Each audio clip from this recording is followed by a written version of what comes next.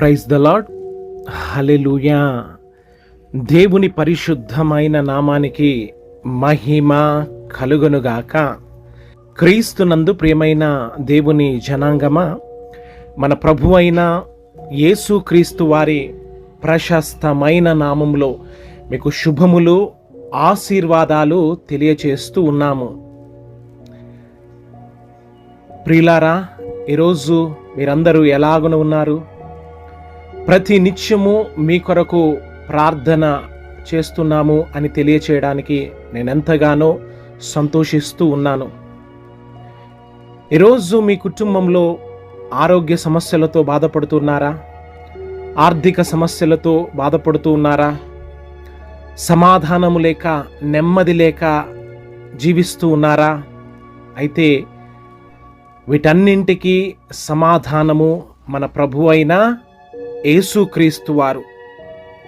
మన జీవితంలో సాధ్యము కాని అసాధ్యాలను సుసాధ్యం చేయగలిగినది ప్రార్థన. మన దేవునికి మనము ప్రార్థన చేసినట్లయితే మనఃపూర్వకంగా మన ప్రతి సమస్యలన్నింటినీ ప్రభువు విడిపించడానికి ఆయన చాలిన దేవుడుగా ఉంటూ ఉన్నాడు. ఆమెన్.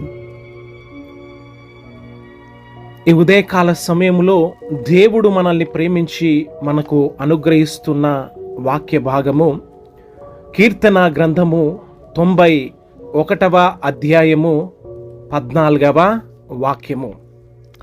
అతడు నన్ను ప్రేమించుచున్నాడు కనుక నేనతనిని తప్పించెదను. అతడు నా నామమును ఎరిగి ఉన్నాడు కనుక నేనతనిని ఘనపరిచెదను. ఆమెన్. ఈ రోజున మనము దేవుణ్ణి ప్రేమించినట్లయితే మనకున్న ప్రతి సమస్యల నుంచి దేవుడు విడిపిస్తాడు అనే ఒక వాగ్దానాన్ని చేస్తూ ఉన్నాడు. మరి దేవుణ్ణి ప్రేమించటం అంటే ఏంటి అని గమనించినట్లయితే, ఒకడు నన్ను ప్రేమిస్తున్నాను అంటే నా ఆజ్ఞలను గైకొనాలి అని.